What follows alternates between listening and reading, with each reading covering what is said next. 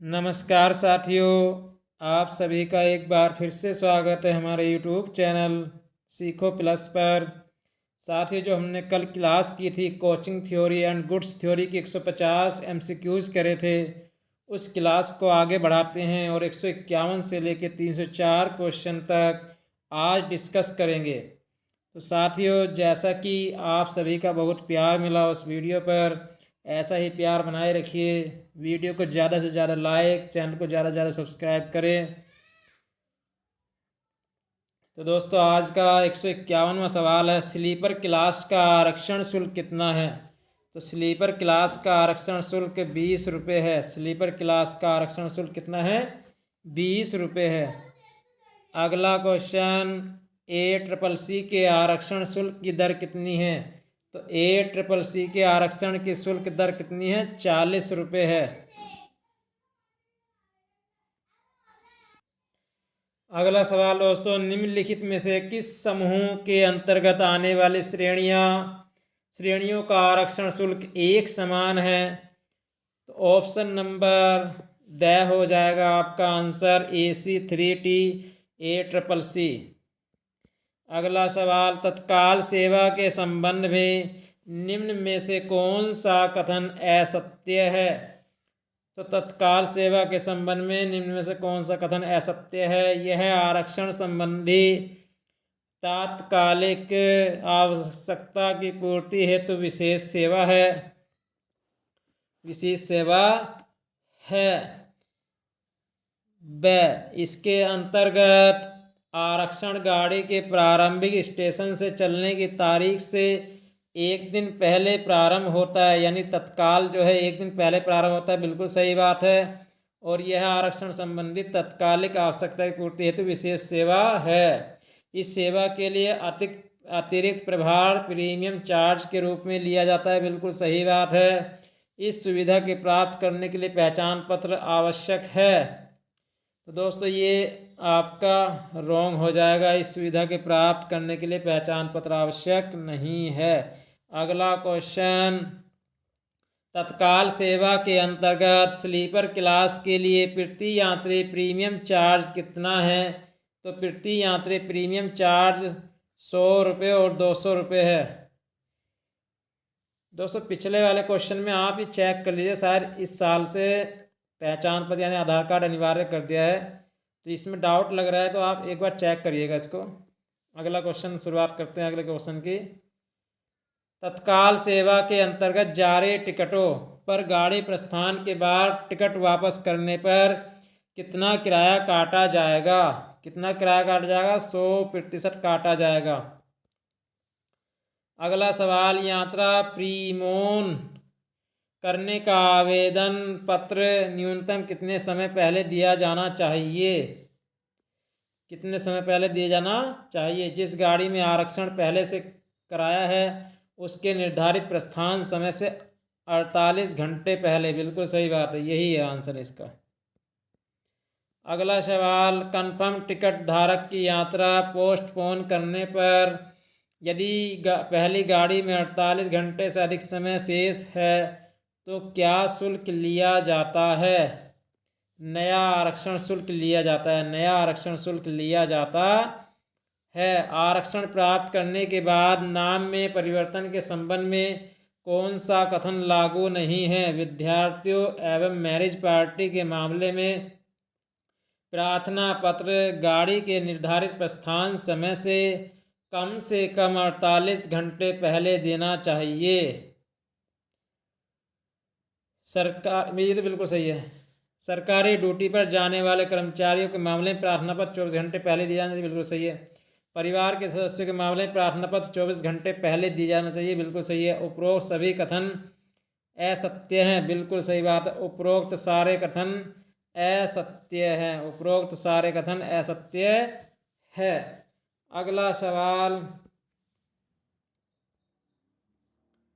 ये हम टिक इसलिए कर रहे थे, ऊपर कह रहा था कि कथन लागू नहीं है, तो यानी लागू नहीं है मतलब तो ये उसके अनुसार, प्रश्न के अनुसार ये लागू नहीं है, ये भी लागू नहीं है, ये भी लागू नहीं है, तो उपरोक्त सभी कथन लागू नहीं है। अगला क्वेश्चन, मैरिज पार्टी के मामले में कितने अधिकतम कितने प्रतिशत यात्रियों के नाम में परिवर्तन अनुमत है? तो परिवर्तन कितने में अनुमत है? 10% में। अगला सवाल, यात्रा विराम के लिए यात्रा टिकट की न्यूनतम दूरी कितनी होनी चाहिए? तो कम से कम 500 1 किलोमीटर, 500 से ज़्यादा ही होनी चाहिए। पहला यात्रा विराम कितने किलोमीटर की यात्रा के बाद अनुमत है? तो 500 किलोमीटर की यात्रा के बाद अनुमत है पहला विराम। 1000 किलोमीटर दूरी का टिकट धारक अधिकतम कितने यात्रा विराम कर सकता है? तो अधिकतम 1 यात्रा विराम कर सकता है। अधिकतम 1 यात्रा विराम कर सकता है। अगला क्वेश्चन, 800 किलोमीटर का टिकट धारक कितने यात्रा विराम ले सकता है? 800 किलोमीटर का टिकट धारक कितने किलोमीटर की यात्रा के बाद पहला यात्रा विराम कर सकता है? तो 500 किलोमीटर के बाद पहला यात्रा विराम कर सकता है। यात्रा विराम के समय टिकट पर किए जाने वाले पृष्ठांकन में क्या क्या रिमार्क लिखे जाने आवश्यक हैं? तो स्टेशन का कोड, दिनांक और हस्ताक्षर, ये बहुत जरूरी है। अगला सवाल, संसद सदस्य के पहचान पत्र पर द्वारा कितने यात्रा विराम किए जा सकते हैं? कोई सीमा नहीं है इसकी, तो कोई सीमा नहीं। एक यात्रा विराम की अधिकतम अवधि कितनी है? 2 दिन। एक यात्रा विराम की अधिकतम अवधि 2 दिन है। 1200 किलोमीटर दूरी का टिकट धारक अधिकतम कितने यात्रा विराम कर सकता है? तो 2 यात्रा विराम कर सकता है। किसी एक टिकट का नाम लिखिए जिस पर यात्रा विराम अनुमत नहीं है। अनुमत नहीं है। सर्कुलर जर्नी टिकट, इंड्रेल पास, राउंड टूर टिकट, इनमें से कोई नहीं। तो इनमें से कोई नहीं। IAFT 1720 के बदले जारी टिकट पर यहाँ कितना किराया नकद लिया जाता है? 50%। आइडेंटिटी कार्ड कम रेलवे पास पर कितने यात्रा विराम अनुमत है? असीमित।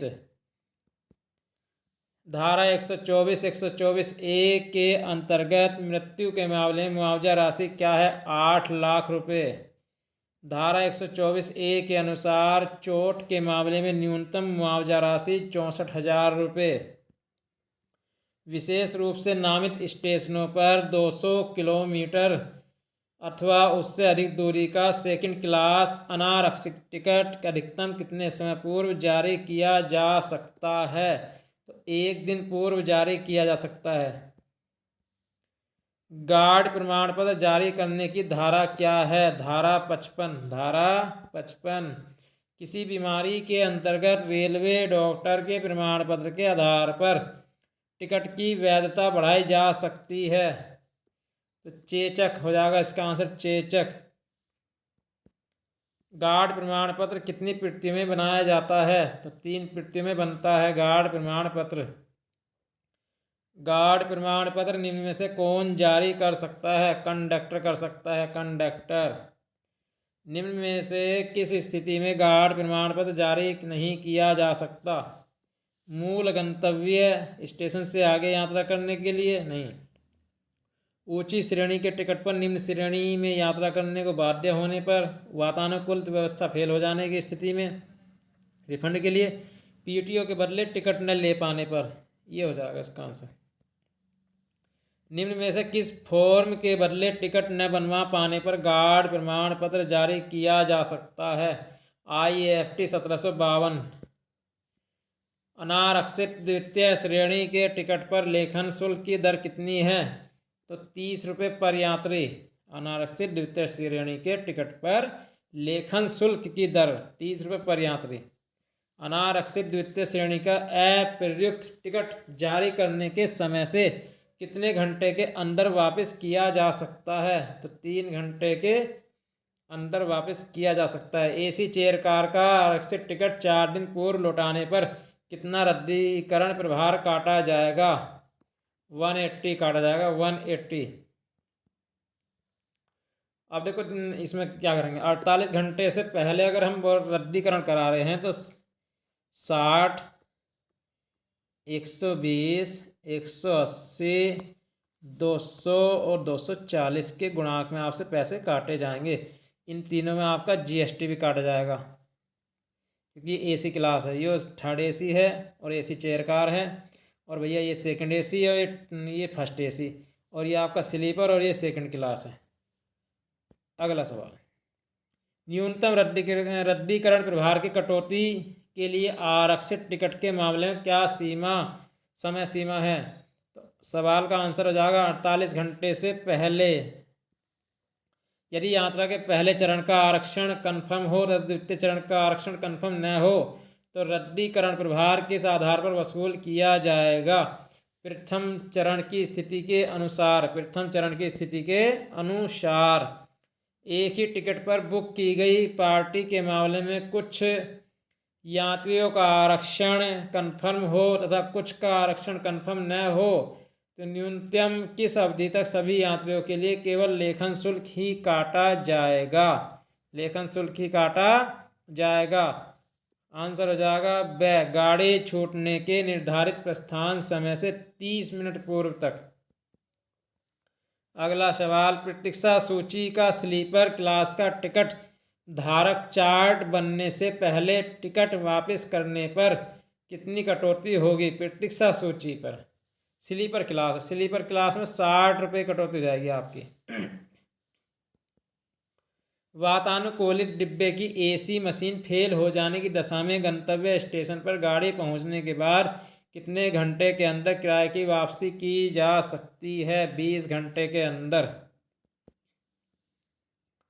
चार्ट प्रदर्शित होने से पूर्व स्लीपर क्लास का आरक्षित टिकट खो जाने पर डुप्लीकेट टिकट जारी करने के प्रभार क्या हैं?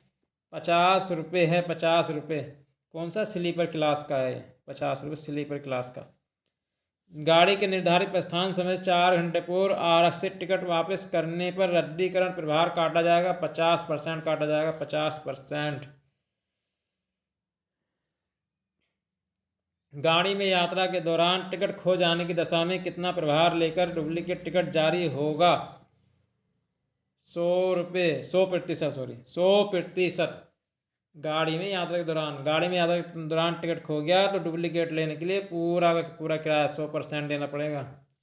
रेलवे को धोखा देने के इरादे से यदि कोई यात्री बिना टिकट यात्रा करता हुआ पाया जाता है तो किस धारा के अंतर्गत कार्रवाई की जाएगी? धारा 137 के तहत। बिना धोखा देने के इरादे से अनियमित यात्रा करने पर निम्नलिखित में से किस धारा के अंतर्गत कार्रवाई की जाएगी? धारा 138 के तहत। धारा 137 के अंतर्गत कम से कम जुर्माना कितना है? 500 रुपये। धारा 138 के तहत सजा कितनी है? 10 दिन की सजा है।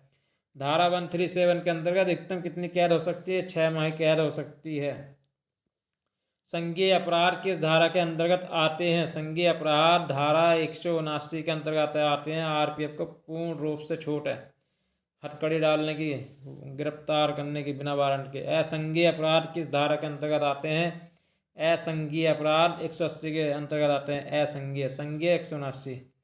हैंडिंग ओवर मीमो कितनी प्रतियों में बनाया जाता है? हैंडिंग ओवर मेमो कितनी प्रतियों में? 3 प्रतियों में बनाया जाता है। पुलिस कंप्लेंट फॉर्म कितनी प्रतियों में तैयार किया जाता है? 3 प्रतियों में। पुलिस कंप्लेंट फॉर्म किसके द्वारा जारी किया जाता है? टीई या स्टेशन मास्टर के द्वारा। एसी प्रथम के टिकट पर कितना फ्री अलाउंस दे है? 70 kg। एसी 2 टायर के टिकट पर कितना फ्री अलाउंस है? 50 kg। प्रथम श्रेणी टिकट पर कितना फ्री अलाउंस है? 50 kg। एसी चेयर कार के टिकट पर कितना फ्री अलाउंस है? 40 kg। एसी 3 टायर के टिकट पर कितना फ्री अलाउंस है? 40 kg। द्वितीय श्रेणी के टिकट पर कितना फ्री अलाउंस है? 35 kg।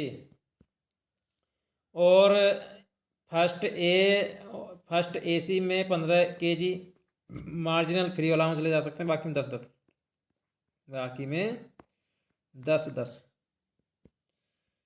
स्लीपर क्लास के टिकट पर कितना फ्री अलाउंस दिया जाता है? तो 40 kg है। प्रथम एसी टिकट धारक यात्री अपने साथ अधिकतम कितना सामान ले जा सकते हैं? तो 150 kg ले जा सकते हैं। एसी 2 टायर में यात्री अपने साथ अधिकतम कितना सामान ले जा सकता है? 50 के 100 ले जा सकता है। एसी 3 टायर में यात्री अधिकतम सामान अपना 40 किलो ले जाएगा, पहले भी और बाद में भी, अधिकतम में भी और कम में भी। एसी चेयर कार में यात्री अपने साथ अधिकतम कितना सामान ले जाएगा? 40 kg, अधिकतम 40 kg। स्लीपर क्लास में यात्री अधिकतम कितना सामान ले जा सकता है? 40 के 80 ले जा सकता है। द्वितीय श्रेणी में यात्री अपने साथ अधिकतम कितना सामान ले जा सकता है? 70 kg ले जा सकता है द्वितीय श्रेणी। 35 के 70। एसी चेयर कार में यात्री अपने साथ अधिकतम कितनी माप का पैकेज ले जा सकता है? 63 बाई 37 बाई 20 का ले जा सकता है। एसी 3 टायर में यात्री अपने साथ अधिकतम कितनी माप का पैकेज ले जा सकता है? 55 बाई 45 बाई 22.5। स्लीपर क्लास में यात्री अपने साथ कितनी माप का पैकेज ले जा सकता है? 100 बाई 60 बाई 25। एसी प्रथम में यात्री के साथ ले जाए जाने वाले फ्री आर्टिकल के नाम लिखिए। फ्री आर्टिकल का नाम है एक छाता, एक छड़ी, एक छोटा आइस बॉक्स, एक अटैची कैश या छोटा हैंडबैग, एक टिफिन बास्केट। ऐसी 2 वस्तुओं के नाम लिखिए जो प्रथम श्रेणी एवं द्वितीय श्रेणी दोनों में फ्री आर्टिकल के रूप में ले जा सकते हैं। एक छाता और एक छड़ी। लगेज टिकट कितनी प्रतियों में बनाई जाती है? लगेज टिकट कितनी प्रतियों में बनाई जाती है? 3 प्रतियों में बनाई जाती है। लगेज टिकट 3 प्रतियों में बनाई जाती है। लगेज टिकट का रंग कैसा होता है? गुलाबी होता है। बुक्ड लगेज के संबंध में रेलवे का दायित्व किस धारा के अंतर्गत आता है? तो धारा 93 के अंतर्गत आता है। प्रथम श्रेणी में मार्जिनल लिमिट कितनी है? 10 kg। एसी प्रथम में 15 kg। सीजन टिकटों पर मार्जिनल लिमिट कितनी है? 5 kg। कितनी? 5 kg है। एसी 3 टायर के टिकटों पर मार्जिनल लिमिट कितनी? 10 kg है। यदि बिना बुक सामान का कुल वजन फ्री अलाउंस में मार्जिनल सीमा से अधिक है तो उसे लगेज दर के कितने गुने पर चार्ज किया जाएगा? 6 गुने पर। 6 गुने पर किया जाएगा। द्वितीय क्लास में कुत्ता बिना बुक पाया जाए तो कितने वजन पर चार्ज किया जाएगा? 30 kg पर चार्ज किया जाएगा। प्रथम श्रेणी में कुत्ता बिना बुक पकड़ा जाए तो कितने पर चार्ज किया जाएगा? 60 kg पर। नेत्रहीन व्यक्ति के साथ कुत्ता प्रथम श्रेणी में बुक पाया जाए तो कितने वजन पर चार्ज किया जाएगा? 30 kg पर चार्ज होगा अंधे के साथ। बिना बुक कुत्ते का न्यूनतम भाड़ा कितना है? तो 50 रुपये है।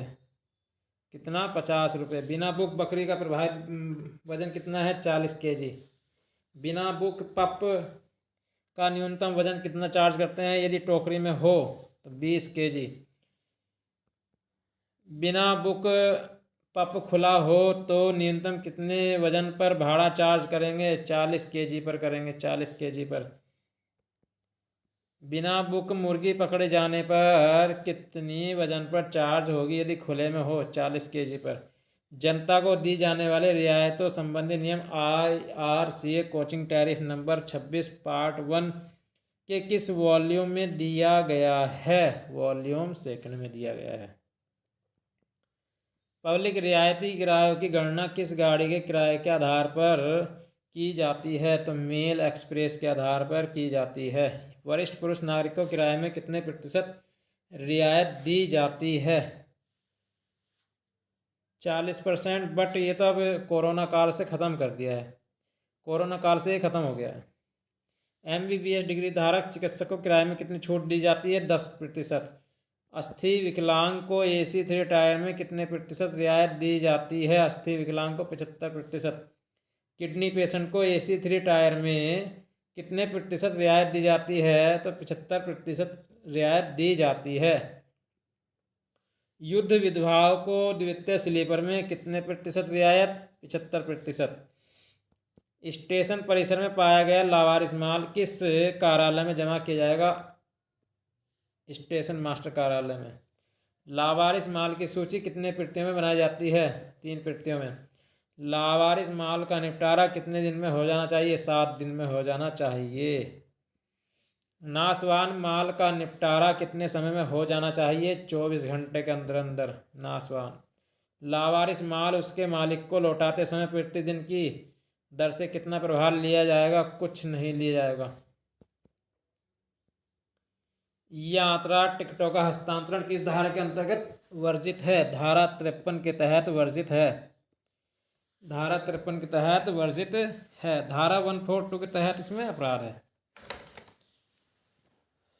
किस धारा के अंतर्गत यात्रा टिकटों गंतव्य पर जमा करना आवश्यक है? तो धारा 54 के तहत।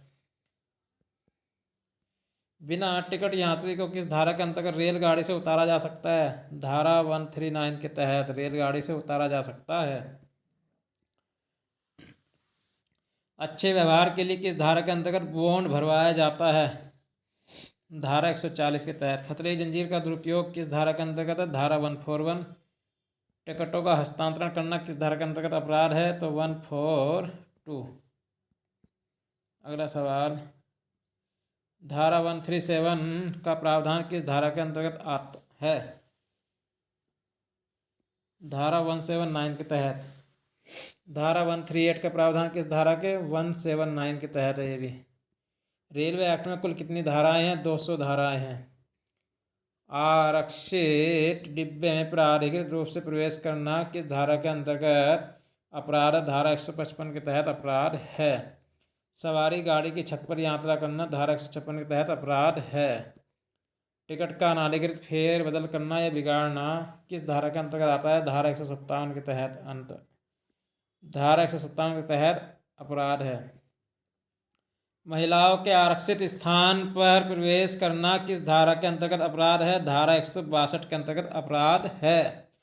पार्सल की गलत घोषणा करना किस धारा के अंतर्गत अपराध है? धारा 163 के तहत अपराध है। अवैध रूप से रेल परिसर में खतरनाक या विस्फोटक पदार्थ लाना धारा के अंतर्गत अपराध है। धारा 164 के तहत अपराध है। शताब्दी एक्सप्रेस के किराए में निम्नलिखित में से कौन सा प्रभार IRCA कोचिंग टैरिफ नंबर 26 भाग 2 में दिए गए किराए में शामिल है? इनमें से कोई नहीं। राजधानी एक्सप्रेस के किराए में निम्नलिखित में से कौन सा प्रभार IRCA कोचिंग टैरिफ नंबर 26 भाग 2 में दिए गए किराए में शामिल है? इनमें से कोई नहीं। क्वेश्चन रिपीट हो गया। खतरनाक तथा विस्फोटक पदार्थ किस धारा के अंतर्गत बिना अनुमति स्टेशन पर नहीं लाए जा सकते? धारा 67 के तहत। धारा 164 के तहत ट्रेन में ले जा सकते हैं। किस धारा के अंतर्गत यात्री गाड़ी दुर्घटना में वाले में मुआवजा दिया जा सकता है? धारा 124। धारा 124। कम से कम अतिरिक्त चार्ज कितना है? 250 रुपये। अधिक से अधिक अतिरिक्त चार्ज कितना है? इनमें से कोई नहीं। जन शिकायत कितनी कॉपियों में की जाती है? 3 कॉपियों में। शिकायत पुस्तिका में की गई शिकायत का निपटारा सामान्यतः कितने दिन में होना चाहिए? 90 दिन में। राजधानी एक्सप्रेस के किराए कैसे राउंड ऑफ किए जाते हैं? संख्या अगले 5 रुपये के गुणांक में। कंबाइंड संख्या नहीं, सै था उसका आंसर। सै अगले 5 रुपये गुणांक में। कंबाइंड टिकट पर फ्री अलाउंस किस श्रेणी में के अनुसार दिया जाता है? तो उच्च श्रेणी के अनुसार दिया जाता है। प्रथम श्रेणी में कुत्ता कितने वजन पर चार्ज किया जाएगा? 60 kg चार्ज किया जाएगा। डॉग बॉक्स में कितने वजन पर बुक किया जाता है? 30 kg में। बिना बुक कुत्ते का न्यूनतम भाड़ा कितना है? 50 रुपये। ब्रेक वाहन बकरी का न्यूनतम वजन कितना लिया जाएगा? 40 kg। फिर दोबारा से रिपीट हो गई। यात्री के साथ जीवित मुर्गी खुला होने पर आरक्षित डिब्बे में अनबुक किए जाने पर 40 kg माना जाएगा। ब्रेक वाहन मुर्गियों की एक टोकरी का न्यूनतम प्रभावी वजन कितना होगा? 40 kg। फॉरवर्डिंग नोट रेल अधिनियम की किस धारा के तहत भरा जाता है? धारा 64 के तहत। स्टेशन पर अग्रेषण नोट सामान्यतः वस्तु और जानवरों के लिए कितनी कॉपी माना जाएगा? 1 कॉपी में। इंडेमनिटी नोट रेल अधिनियम की इस धारा के तहत भरा जाता है? तो धारा 76-77। फॉरवर्डिंग नोट का मुख्य पृष्ठ किसके द्वारा भरा जाता है?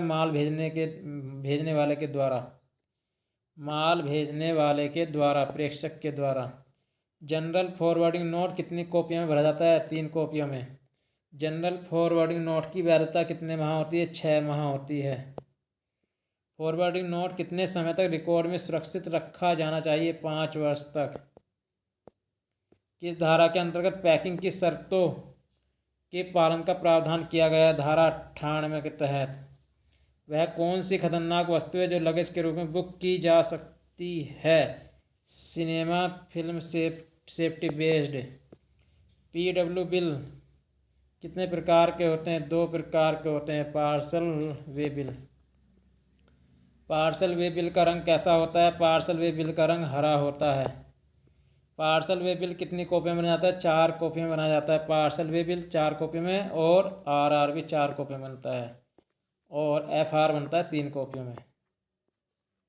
FR 3, RR 4 और पार्सल वे बिल 4। PW यानी कि पार्सल वे बिल कितने समय तक रिकॉर्ड में सुरक्षित रखा जाना चाहिए? 5 वर्ष तक ही, फॉरवर्डिंग नोट की भांति। एक बेबी ट्राइसिकल बाइसिकल का न्यूनतम वजन कितना माना जाएगा? 20 kg माना जाएगा। एक साइकिल का न्यूनतम भार कितना होता है? 40 kg। साइकिल बिना बुक पकड़े जाने पर कितना न्यूनतम प्रभार लिया जाता है? 50 रुपये लिए जाएंगे। 60 cc की मोपेड का न्यूनतम प्रभारित वजन कितना होता है? 100 kg। 200 cc की मोटरसाइकिल का प्रभारित वजन 200 kg हो जाएगा। 350 cc की मोटरसाइकिल का प्रभारित वजन कितना होगा? 250 kg। अगला क्वेश्चन, बिना बुक मोटरसाइकिल का न्यूनतम भार कितना है? 50 रुपये। मोटर कार बुक कराने के लिए कितने घंटे पूर्व नोटिस देना आवश्यक है? 48 घंटे पूर्व। DD मैसेज कितने समय के अंदर जारी हो जाना चाहिए? DD मैसेज 6 घंटे के अंदर जारी हो जाना चाहिए। स्कूटर, मोटरसाइकिल इत्यादि बुक करने के नियम की संदर्भ पुस्तिका में दिए गए IRCA कोचिंग दर सूची संख्या 25 भाग 1 जिल्द यानी वॉल्यूम 3 में दिए गए हैं। वॉल्यूम 3 में दिए गए हैं। सूची संख्या 25। ड्यूटी पर सहायक स्टेशन मास्टर कितना अधिकतम प्राइवेट केस रख सकता है? 750 रुपये। 750 रुपये रख सकता है। ये दोस्तों आज की क्लास हमारी यहीं पर समाप्त होती है। 304 क्वेश्चन हम कर चुके हैं, यानी कि 150 पहले, अब कितने बचे थे? 154 क्वेश्चन हमने अब कर लिए हैं। आपको क्लास कैसी लगी कमेंट बॉक्स में ज़रूर बताएं, अपने सुझाव ज़रूर दें, और अगली क्लास आपको किस टॉपिक पर चाहिए ये भी आप कमेंट बॉक्स में कमेंट करें। मिलते हैं नेक्स्ट वीडियो में। जब तक के लिए जय हिंद, जय भारत। पढ़ते रहिए, मस्त रहिए।